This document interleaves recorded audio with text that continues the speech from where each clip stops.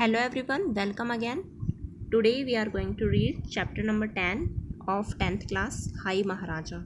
High Maharaja का means होता है आकाश का महाराजा और ये एक इंटरेस्टिंग स्टोरी है और इसके राइटर हैं मैना अब्दुल्ला। इसमें एक जो राइटर है वो खुद भी है और वो स्टोरी को डिस्क्राइब करती हैं। तो चलिए स्टार्ट करते हैं अपना chapter. Summer was done.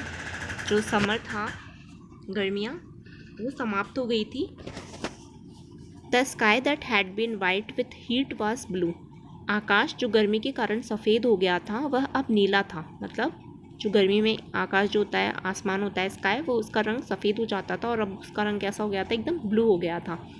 The days that had been long and heavy were short and gentle. दिन जो लंबे और भारी थे, मतलब अब दिन क्या होते थे, गर्मियों में बहुत ज़्यादा लंबे हो जाते थे, भारी हो जाता था और समय निकटता था, अब छोटे और सुहावने हो गए थे, एकदम जेंटल हो गए थे। जेंटल मीन्स होता है सुहावने। All day now we could have flown our kites. अब क्या था, हम दिन भर अपनी पतंगे उड़ा सकते थे। We flew them in the afternoons in the big paddock that had been cleared for the horses. हम उन्हें दोपहर के बाद घास के बड़े मैदान के बाड़े में उड़ाते थे। जो फ्लू यानी होता है उड़ाना, और पैडॉक होती है घास के मैदान का बड़ा मैदान, मतलब जो जहाँ पे हॉर्स को रखा जाता है वो जगह होती है। There was no scrub there to trip us as we ran, no trees to trap or tear the kites.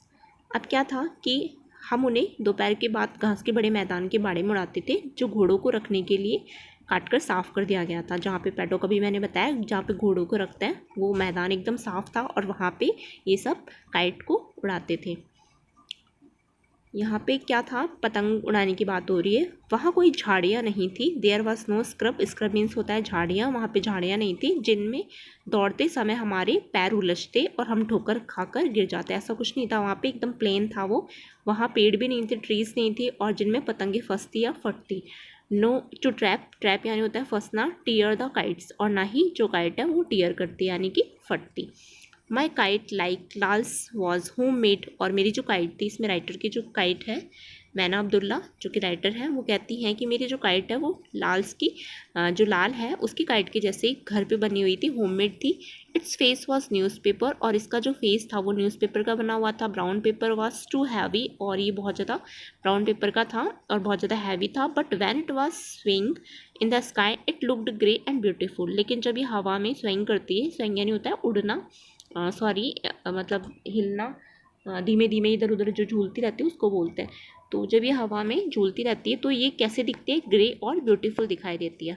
But it was the tail that was really beautiful. लेकिन जो इसकी टेल है, इसकी जो पूँछ है, वो बहुत ज़्यादा ब्यूटीफुल दिखाई देती है, बहुत ज़्यादा अच्छी लगती है वो। It was red and green cloth that Amma had dyed specially to be beautiful. फिर वो क्या कह रहे हैं कि इसकी पूँछ तो बहुत ज़्यादा सुंदर थी और ये लाल तथा हरे कपड़े की थी। कौन से, ग्रीन और रेड क्लॉथ्स की थी, बनाई थी जिससे। और अम्मा यानी उनकी मदर ने इसे सुंदर दिखाई देने के लिए, मतलब विशेष रूप से इसको डाइड किया था। डाइड यानी होता है रंगना, इस पर कलर किए थे इसको ताकि ये और भी अच्छी दिखाई दे।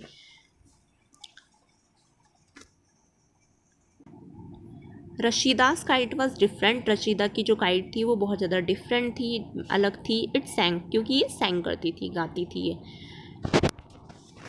It had come from India. ये कहाँ से आई थी, भारत से आई थी, इंडिया से आई थी।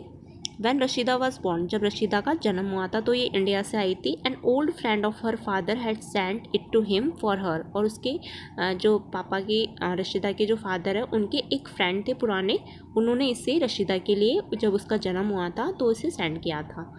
It had been bright green when she had first flown it. ये जब इसको उसने फर्स्ट टाइम उड़ाया था तो ये ब्राइट ग्रीन थी, मतलब चमकीली ग्रीन कलर की थी जब उसने इसे फर्स्ट टाइम उड़ाया था। But that was a long time, लेकिन ये बहुत पहले की बात है, लॉन्ग टाइम अगो, बहुत पहले की बात है। And it had many coloured faces since then. और इसके बाद से इसके बहुत सारे मतलब कलर हो चुके हैं, इसको बहुत सारे अलग अलग इसके डिफरेंट प्रकार के इसके कलर हो चुके थे।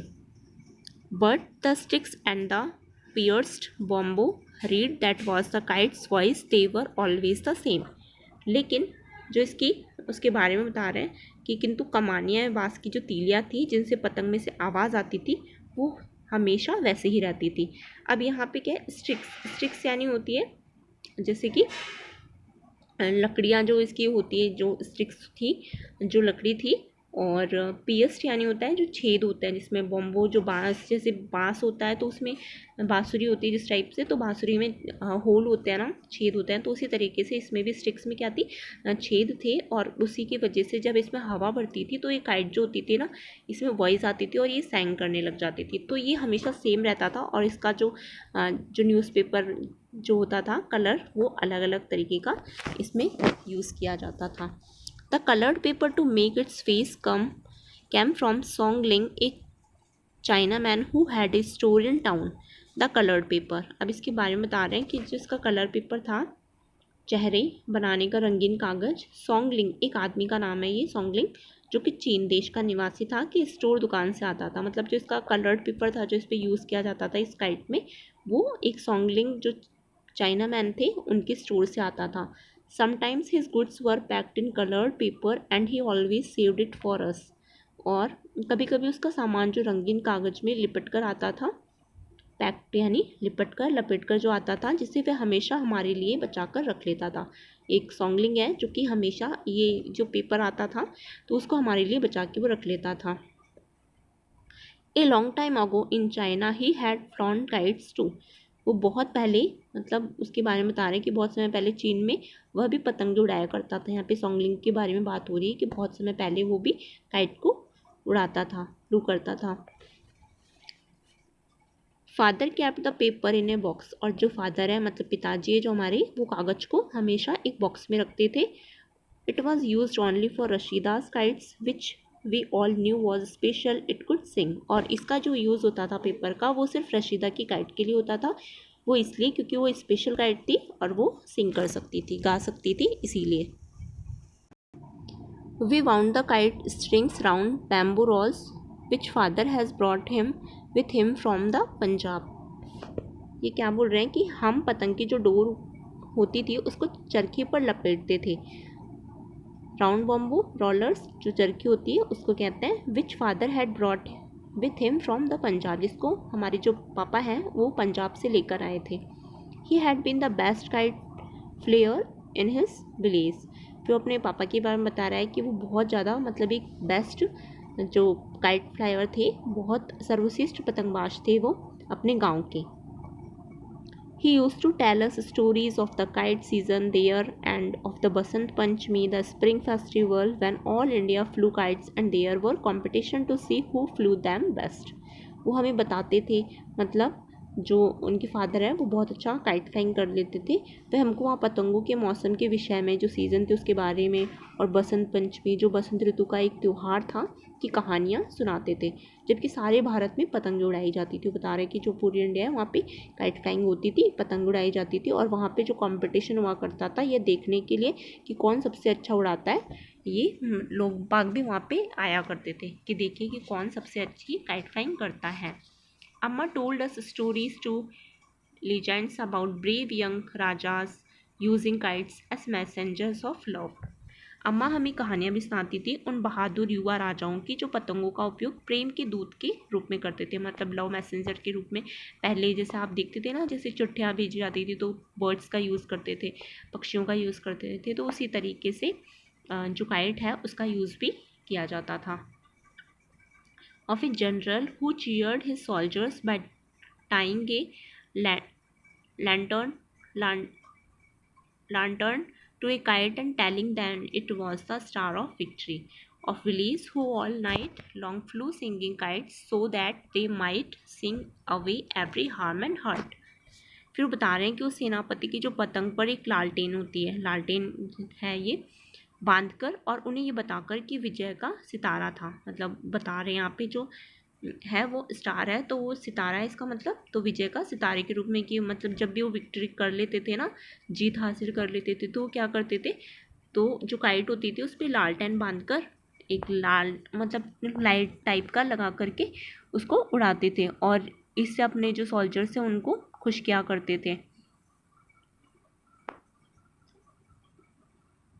और उन जो गांव में जो पूरी रात में मतलब गाने बजते थे और पतंग उड़ाते थे, और मतलब उनके अपने जो दुख होते थे, जो उनको थोड़ा भी वगैरह दुख होता था या हर्ट होता था, उसको वो इन सब चीज़ों से दूर कर सकते थे।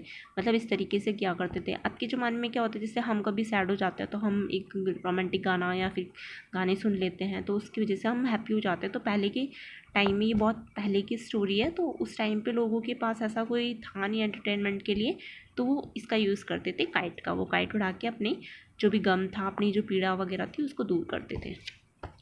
But these things belong to India and legend and not to Rashida, not to Lal and not to me. फिर ये कह रहे हैं कि ये जो चीज़ें हैं भारत की जो पौराणिक कहानियों से संबंधित थी, ये ना तो रशीदा से और ना लाल से और ना ही मुझसे रिलेटेड थी। वो खुद को रिलेट नहीं कर पा रहे इस चीज़ों से। वो बता रहे हैं कि हमसे इसका कोई लेना देना नहीं था। We flew our kites because we loved the dip and dive and sway of them against the sky. फिर वो कह रहे हैं कि हम जो अपनी पतंगों को उड़ाते थे, क्योंकि हम अपने हाथों से चरखे लेकर आकाश में पतंगों को गोते लगाना और उन्हें हिलाना तथा झुलाना, डोर को अचानक जोर से खींचना पसंद करते थे। गोते लगाना होता है डिप एंड डाइव, यानी कि जैसे पतंग कभी ऊपर जाती है कभी नीचे जाती है, तो वो हमें बहुत ज़्यादा पसंद था। That was why we took the billy of flour and water paste the paper for mending. फिर आगे कह रहे हैं कि यही कारण था कि हम छोटी सी कढ़ाई जो होता है बिली ऑफ फ्लोर जो होता है वो, उसको लेकर के छोटा बर्तन, उसमें मैदे की जो लोई होती है जैसे कि आटा होता है, उस तरीके से उसकी लेई बना लिया जाता है चिपकाने के लिए।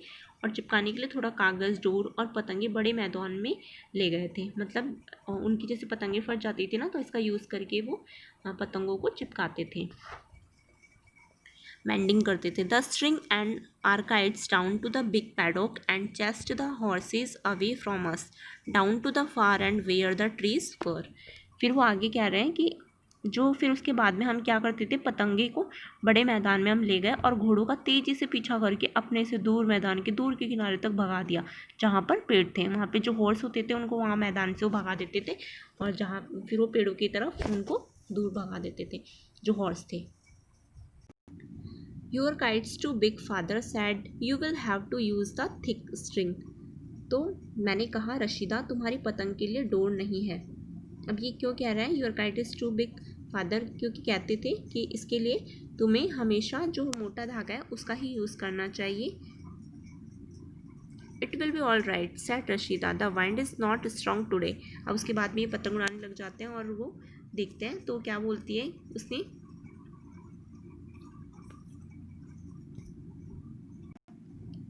तो यहाँ पे ये बता रहे हैं कि मतलब जो लाल था वो कह रहा है कि फादर तुम्हें हमेशा कहते थे कि तुम्हारी जो पतंग है बहुत ज़्यादा बड़ी है, तो इसके लिए तुम्हें मोटी धागे का यूज़ करना चाहिए। It will be all right said Rashida, Rashida ने कहा कि नहीं, ठीक रहेगी आज। The wind is not strong today, क्योंकि आज जो वाइंड है वो बहुत ज़्यादा तेज़ नहीं है, मतलब जो हवा है वो बहुत ज़्यादा तेज़ नहीं है। We were trying the string to the kites when Lal mentioned the high Maharaja. We looked up at the sky, looked in every direction. अब हम अपनी पतंगों में डोर से जो ताने होते हैं वो डाल रहे थे, जब लाल जो एक बॉय है ने आकाश के महाराजा का उल्लेख किया, जो हाई महाराजा है उसके बारे में उसने बताया। हमने ऊपर आकाश की ओर देखा, चारों ओर देखा, मतलब every direction. He is not here said Rashida, Rashida ने कहा कि वो यहाँ पे नहीं है। He always comes when we fly our kites I said, तो मैंने कहा कि जब भी हम अपनी काइट को फ्लाई करते हैं तो वो यहाँ पे आ जाता है। We can not fly them unless we ask him said Lal looking as though he would cry, he is the king of the sky. अब यहाँ पे जो लाल है वो कह रहा है कि हम पतंगों को नहीं उड़ा सकते जब तक कि हम उससे नहीं पूछ ले। लाल ने ऐसा कहा जैसा दिखाई दे रहा था कि मानो वो अभी रो देगा। इस तरीके से उसने अपनी बात को कही, क्योंकि वह कौन था, आकाश का राजा है। We can not ask him said Rashida if he is not here. फिर रशीदा कहती है कि हम उससे नहीं पूछ सकते क्योंकि वो अभी यहाँ पे नहीं है। We started at the third hill it was from there that he always came. फिर वो क्या बोल रहे हैं, यहाँ पे जो लाल है वो कह रहा है कि हमने तीसरी पहाड़ी की ओर टकटकी लगा करके देखा, और क्योंकि वो हमेशा यहीं से आता था, परहैप्स ही कैन सी अस, शायद वो हमें देख रहा हो। आई सैड, मैंने कहा, जो राइटर है वो कह रही है कि शायद वो हमको देख रहा हो। इवन इफ़ वी कैन नॉट सी हिम, या वो हमें नहीं भी देख रहा हो, मतलब हो सकता है वो हमें देख रहा हो और यहीं पर ही है वो। इसके लिए बता रहे हैं कि मतलब हो सकता है वो हमको दूर पहाड़ी से देख रहा हो, ऐसा कुछ हो। But we have to ask, said Lal. फिर लाल ने बोला कि एक बार हमें उससे पूछ लेना चाहिए। We always ask him first, क्योंकि हमें सबसे पहले हम उसी से पूछते हैं। आई सपोज वी कुड सलाम, सैड रशीदा। रशीदा ने कहा चलो कोई बात नहीं, हम उसको सलाम कर लेते हैं। दैट शुड सेटिस्फाई हिम, ये उसको सेटिस्फाई कर देगा, मतलब ये उससे संतुष्ट उठ जाएगा। But it was Lal, she was thinking about not the high Maharaja. लेकिन जो रशीदा थी वो सिर्फ लाल को सोच करके ऐसा बोल रही थी, वो हाई महाराजा को सोच करके नहीं बोल रही थी। वो सिर्फ लाल का मन रखना चाहती थी कि लाल इतना कह रहा है तो चलो हम इसको सैल्यूट कर लेते हैं, सलाम कर लेते हैं हाई महाराजा को।